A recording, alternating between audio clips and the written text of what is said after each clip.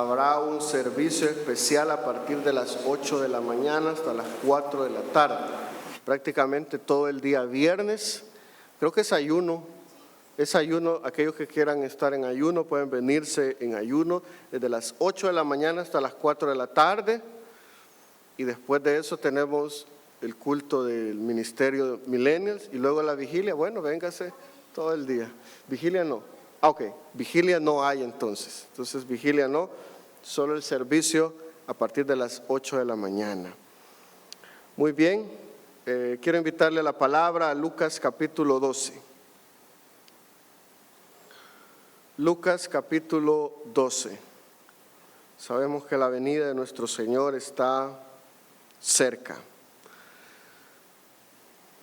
Lucas capítulo 12, vamos a estudiar del versículo 35 en adelante. Este evangelio escrito por el doctor Lucas, un médico de profesión. Él es muy estructurado en su forma de escribir y muy ilustrativo también. Escribió tanto el evangelio de Lucas como el libro de los Hechos y documenta aquí algunas palabras acerca de nuestro Señor Jesús, como nos habla acerca de su venida.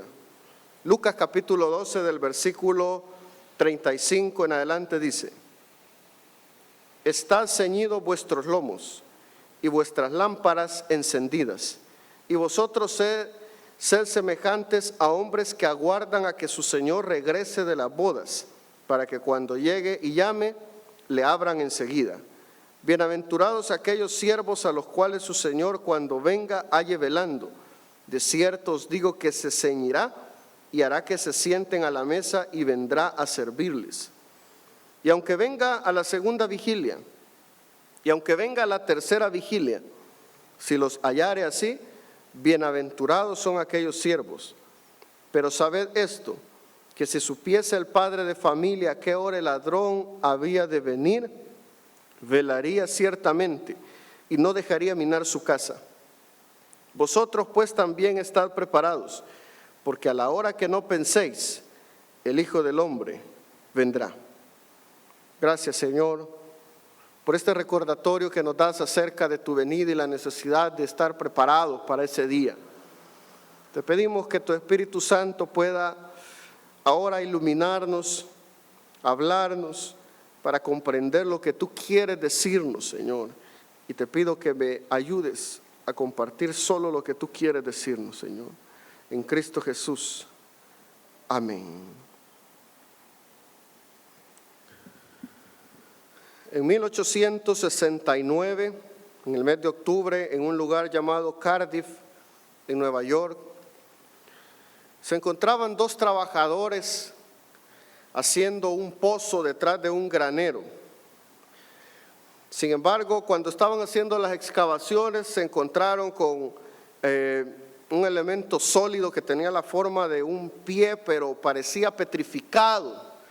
Y cuando siguieron escarbando, encontraron prácticamente lo que era una figura de un ser humano petrificado, que medía un poco más de 3 metros.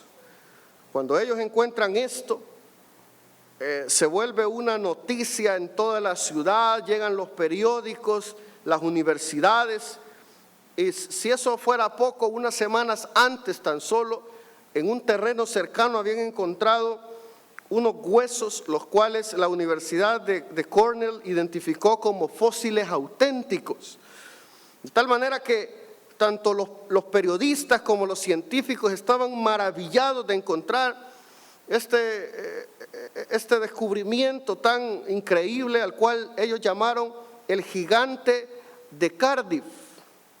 Lo que ellos no sabían es que un hombre llamado George Hull había planificado todo un engaño para obtener dinero. La figura que estamos viendo ahora es un molde de yeso que él mandó a fabricar de un poco más de 3 metros, con la figura de un hombre en una postura que parecía que estaba agonizando con mucho dolor, y había hecho algunas imperfecciones o daños en el yeso para que pareciera que había sido dañado con el tiempo. Había incluso vertido ácidos encima para mostrar como daños que parecieran momificados. Y eso lo había hecho un año antes, al enterrar esto en ese lugar. De manera similar, tal vez en nuestra vida han habido gigantes de Cardiff que han tratado de engañarnos para que nosotros también estemos maravillados por grandes descubrimientos que tal vez hay en esta vida, maravillados por grandes éxitos que quizás podamos alcanzar, pero que tal vez lo único que están haciendo es desviarnos de la mirada del verdadero objetivo que debemos tener, que es Cristo y su pronta venida.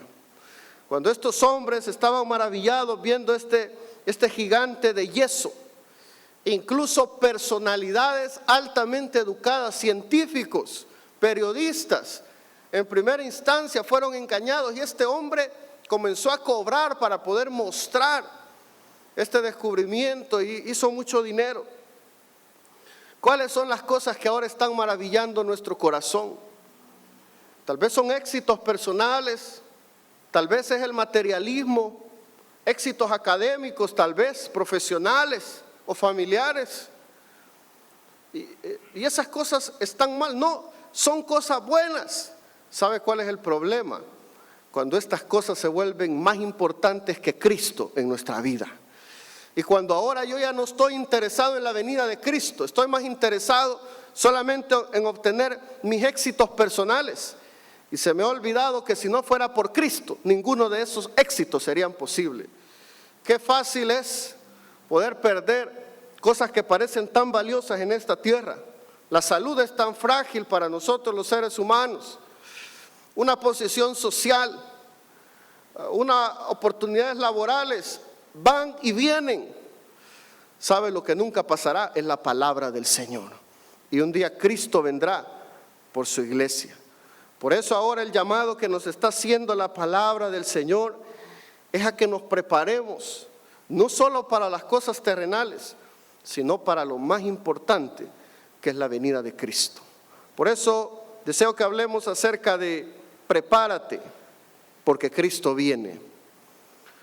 Preparémonos, porque un día Cristo vendrá por su iglesia. Y es necesario que usted y yo estemos preparados para ese gran día. Nuestro Señor Jesucristo, a través de 3 ilustraciones en este pasaje, está haciendo un llamado para cada uno de nosotros, que podamos prepararnos para ese día en que Él vendrá. Él nos habla acerca de algunos elementos culturales de los hebreos, para que ellos comprendieran la necesidad de prepararse, pero también un ejemplo en el ámbito laboral o profesional cuando habla de un siervo. Pero utiliza también un tercer ejemplo cuando está hablando de un ladrón. Vamos a estudiar rápidamente estos elementos que aparecen en la palabra. Dice el versículo 35: estén ceñidos vuestros lomos y vuestras lámparas encendidas. En primer lugar, lo que vemos es la necesidad de la preparación espiritual para la venida de Cristo. La preparación que usted y yo necesitamos para enfrentar asuntos terrenales, por ejemplo, una preparación académica, universitaria o en alguna área técnica, tal vez experiencia laboral, quizás tener contactos en buenas empresas o en instituciones importantes podrían ayudarnos. Bueno, para la eternidad la preparación que necesitamos es de carácter espiritual. Por eso dice acá en primer lugar que estén ceñidos vuestros lomos. ¿Qué es lo que significaba esto? Era utilizado este término cuando ellos hablaban de apretarse un cinturón, y los hebreos lo comprendían muy bien, porque eran términos que habían utilizado desde el Antiguo Testamento. Cuando vamos a Éxodo capítulo 12, podemos ver cuando la nación de Israel estaba a punto de salir de la esclavitud de Egipto. Dice Éxodo capítulo 12 en el versículo 11: y lo comeréis así, ceñidos vuestros lomos, vuestro calzado en vuestros pies y vuestro bordón en vuestra mano, y lo comeréis apresuradamente es la Pascua de Jehová. ¿Qué es lo que había ocurrido acá? Bueno, el corazón de Faraón se había endurecido. El Señor le había dicho que dejara ir libre al pueblo, pero él había dicho que no. Fue así como el Señor envía plagas tremendas a Egipto, que fueron progresivamente cada vez más difíciles. Claro, el Señor sabía cuál era el punto de quiebre del corazón del faraón, o el punto de inflexión. Cuando lo vemos en matemáticas, el punto de inflexión es aquel lugar donde una curva cambia su sentido completo. El Señor sabe también cuál es su punto y mi punto de inflexión. Quizás nosotros pensemos que podemos tener un corazón duro en contra del Señor, pero eso es mientras el Señor lo permita. Pero el Señor sabe también cuáles son aquellas condiciones o circunstancias que van a hacer doblegar nuestro corazón y que le digamos: Señor, está bien, que no se haga como yo quiero, sino como tú quieres. Eso le pasó a Faraón. Fue entonces con la última plaga, con la muerte de los primogénitos, en la cual Faraón comprendió y dijo: es cierto, no puedo luchar contra Dios, aunque hayan cosas que no me gusten, como dejar ir a la nación de Israel de la esclavitud, que me estoy aprovechando de ellos al sacar ventaja, y tal vez económicamente no me es rentable este negocio, con Dios no me es rentable porque estoy perdiendo mano de obra valiosa para poder seguir expandiendo mi imperio. Pero él comprendió que no puede luchar contra Dios. Tampoco nosotros podemos seguir luchando contra el Señor. Si alguien ha tratado de ignorar la voz del Señor, de permanecer en una condición en la cual dice: bueno, yo sé que Dios quiere eso, pero no me importa, voy a hacerlo a mi manera y Dios tiene que respetar lo que yo pienso, lo que yo quiero. Está bien, pero el Señor también sabe cuál es nuestro punto de quiebre. Sabe qué es lo mejor, como Moisés, ser manso y humilde, siendo el hombre más manso, como dice la palabra. Es decir, que cuando entonces el Señor les está diciendo que se ciñan sus lomos, que se pongan ese cinturón, ellos acaban de presenciar una manifestación poderosa del Señor, cómo Él les está a punto de dar libertad de esa esclavitud de Faraón. Ellos se dieron cuenta que el poderoso era el Señor y no era Faraón. Pero ahora el Señor les dice: esta es la última noche que van a estar aquí, van a celebrar la Pascua. Murieron todos los primogénitos, excepto de aquellos que habían puesto la confianza en que un día Cristo iba a dar su muerte en la cruz, iba a dar su vida en la cruz, iba a morir ahí. Y esto lo simbolizaron al poner sangre de un sacrificio en el marco de la puerta de su casa. Los que hicieron esto, sus primogénitos no murieron. Pero el Señor les dijo: esta es la última cena que van a tener aquí en Egipto. Esto significa su libertad. A partir de ahora van a ser libres. Y por eso Él les dice en el versículo 35 de Lucas 12, utilizando esta imagen que estaba presente en ellos: ahora ustedes deben ceñir sus lomos. ¿Qué significaba esto? Bueno, podemos ver una figura de los tiempos bíblicos en la cual una persona está ajustando su túnica para poder ejercer un trabajo, ya sea ir a la batalla o para poder realizar algún trabajo. Él tenía que ceñirse. Incluso aquellos que iban a la batalla, era el lugar donde las armas se colocaban.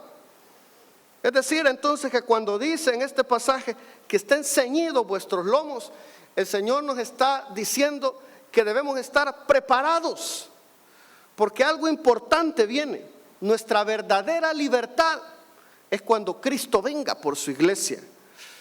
Ahí seremos verdaderamente libres de toda enfermedad, seremos libres de toda dificultad, de todo problema económico. Ahí se va a acabar toda dificultad. Claro, el Señor puede sanar nuestras enfermedades ahora, claro, y Él quiere hacerlo.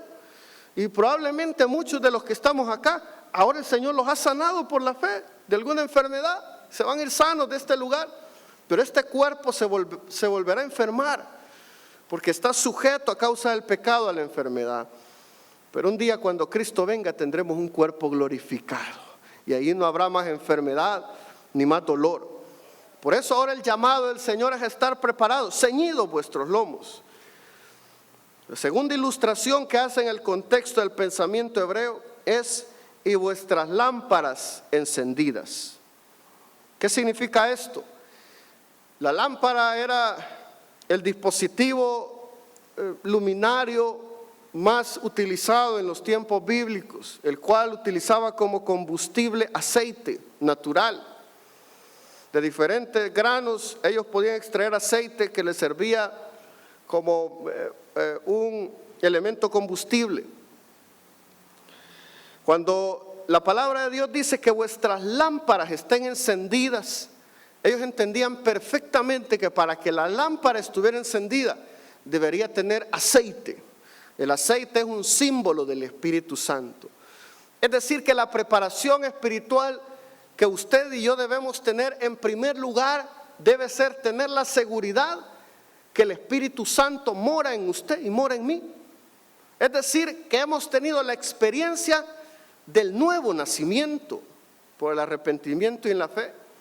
Si alguien no está seguro que el Espíritu Santo está morando en usted, no tiene el testimonio interno del Espíritu Santo, ahora usted debe estar preparado y vamos a guiarle al final en una oración para que usted tenga la seguridad que ha nacido de nuevo. Pero esto nos recuerda también la parábola de las 10 vírgenes. Cuando vamos a Mateo capítulo 25, podemos encontrar cómo el Señor ilustra la necesidad de que haya aceite en nuestras lámparas para que estemos preparados el día en que Él venga. Pero es algo curioso, del grupo de las 10 vírgenes que estaban ahí, la mitad estaba preparada y la mitad no. De manera ilustrativa, pongámonos a pensar, y de aquellos que estamos ahora escuchando esta palabra, ¿cuántos estamos preparados y cuántos no? ¿Cuántos pertenecemos al grupo de las vírgenes insensatas que no tenían suficiente aceite en sus lámparas? Pero ¿cuántos de los que estamos acá pertenecemos al grupo en el cual estaban las vírgenes prudentes, las cuales sí tenían aceite en su lámpara? Dice Mateo 25:1: entonces el reino de los cielos será semejante a 10 vírgenes que tomando sus lámparas salieron a recibir al esposo. 5 de ellas eran prudentes y 5 insensatas. Las insensatas tomaron sus lámparas, no tomaron consigo aceite, mas las prudentes tomaron aceite en sus vasijas juntamente con sus lámparas. Y tardándose el esposo, cabecearon y se durmieron. Y a la medianoche se oyó un clamor: aquí viene el esposo, salid a recibirle. Entonces todas aquellas vírgenes se levantaron y arreglaron sus lámparas. Las insensatas dijeron a las prudentes: dadnos de vuestro aceite, porque nuestras lámparas se apagan. ¿Significa que había un poco de aceite en la lámpara? Sí, había un poco de aceite. Sin embargo, no era suficiente para terminar el trabajo que tenían que realizar. Quizás muchos hemos entregado nuestra vida al Señor, pero tengamos cuidado con aquellos pensamientos, aquellas ideas que tal vez nos dicen: no, una vez que has entregado tu vida al Señor, no importa cómo vivas, no importa cuál es tu estilo de vida, no te preocupes, ya eres salvo. A través de las Escrituras no es eso lo que encontramos. El aceite de la lámpara se puede terminar si lo descuidamos. Es decir, que es necesario haberle entregado mi vida a Cristo, pero es necesario que continuamente yo esté siendo llenado con el Señor. Es decir, que permita que sea el Espíritu Santo quien gobierne mi vida. Porque vendrán dificultades, vendrán problemas, sí vendrán. Claro, aquellos que no tienen a Cristo, ellos tendrán que enfrentarlo solo, y cuando llegue la enfermedad, cuando llegue la escasez, ellos no tendrán a quien acudir. Nosotros tenemos a Cristo a quien acudir y tenemos el Espíritu Santo, y dice la palabra: Jehová es mi pastor, nada me faltará. Y aún en los momentos de dificultad vamos a encontrar su provisión y su ayuda. Pero es necesario que haya aceite en nuestras lámparas. Si no, corremos el riesgo de caer en el pecado, en la apostasía y volvernos atrás a causa de las dificultades. Por eso en Lucas capítulo 12 lo que dice la palabra es, versículo 35: y vuestras lámparas encendidas. Es decir, que hay aceite, que esté la presencia del Espíritu Santo en nuestra vida. Pero además de eso utiliza otra ilustración en el ámbito profesional y laboral. Dice el versículo 36: y vosotros sed semejantes a hombres que aguardan a que su Señor regrese de las bodas, para que cuando llegue y llame, le abran enseguida. Bienaventurados aquellos siervos a los cuales su Señor cuando venga halle velando. De cierto os digo que se ceñirá y hará que se sienten a la mesa y vendrá a servirles. Lo que vemos acá en segundo lugar es la importancia de mantenernos sirviendo hasta que Cristo venga. El servicio no debe ser algo opcional en la vida del creyente, más bien debe ser un deleite. Cuando yo en verdad he tenido la experiencia del nuevo nacimiento, yo voy a desear servirle al Señor. Voy a buscar la oportunidad para poder mostrar mi gratitud a Él, de acuerdo a los dones que Él mismo me ha dado. Puedo servirle en los diferentes ministerios que el Señor ha provisto en su iglesia, evangelizando a otros, invitándolos a poder ser parte de la iglesia. Va a ser una necesidad que habrá en mi corazón, pero es curioso también que cuando yo me mantengo sirviendo, también es una protección de carácter espiritual, porque yo voy a estar más en contacto con la palabra, voy a estar en contacto con el servicio del Señor, y esto va a ser una protección. Dice el versículo 36, sed semejantes a hombres que aguardan a que su Señor regrese a las bodas, para que cuando llegue y llame, le abran enseguida. Vea, dice que estarán preparados para que inmediatamente venga el Señor. Ellos van a estar listos. Cuando recordamos cómo funciona la industria de la aviación, uno de los indicadores más importantes de los KPIs es la salida a tiempo del vuelo, pero también la llegada a tiempo, porque el tiempo implica muchos costos, de tal manera que cuando un avión sale y va a llegar a su destino, pueden haber circunstancias que afecten este indicador y que el avión no llegue a su destino a tiempo. Esto puede ser algún impacto de ave, puede ser alguna falla, una falla durante el arranque de motores, un mensaje en pantalla, engine start fault, o otra falla que va a impedir que salga a tiempo. Sin embargo, no importa la condición, condiciones climáticas, la enfermedad de un pasajero, lo que sea, que demora el vuelo, cuando él va en vuelo y va a llegar a su destino, al aeropuerto donde tiene que llegar, como la parte importante del negocio, lo que se conoce como core business, es que el avión esté volando. Como en todas las industrias tienen su propio core business, es decir, que eso es lo importante para la industria. Entonces, cuando el avión va a llegar a su destino, al aeropuerto destino, aunque el avión vaya demorado 1 hora, 2 horas tarde, 5 horas tarde, no importa la hora que sea, el personal que va a recibir el avión, ellos están listos para recibirle. No importa que diga, a nadie del personal se le va a cruzar por la mente, pero ya terminó mi turno, hay que venga mañana el avión. A nadie del personal ni se le va a cruzar, simplemente el avión va a venir y tiene que haber personas que reciban el vuelo. No existe la posibilidad de decir, pero ya es muy tarde, mira, si venís tarde ya no podés entrar. Eso no es posible en la industria de la aviación. En nuestra vida cristiana, usted y yo tenemos que estar preparados también para el día que Cristo venga. No importa el día y no importa la hora. No importa si hoy viene Cristo o el día de mañana. Usted y yo tenemos que estar preparados. Y esto es más importante incluso que la industria de la aviación. Dice el versículo 38, y aunque venga a la segunda vigilia, y aunque venga a la tercera vigilia, si los hallare así, bienaventurados son aquellos siervos. En tiempos bíblicos habían dividido la noche en lo que llamaban vigilias, aproximadamente unas 3 horas. Desde las 6 de la tarde hasta las 9 de la noche era aproximadamente la primera vigilia. De las 9 de la noche a la medianoche era la segunda. Y de la medianoche a las 3 de la mañana le llamaban la tercera vigilia.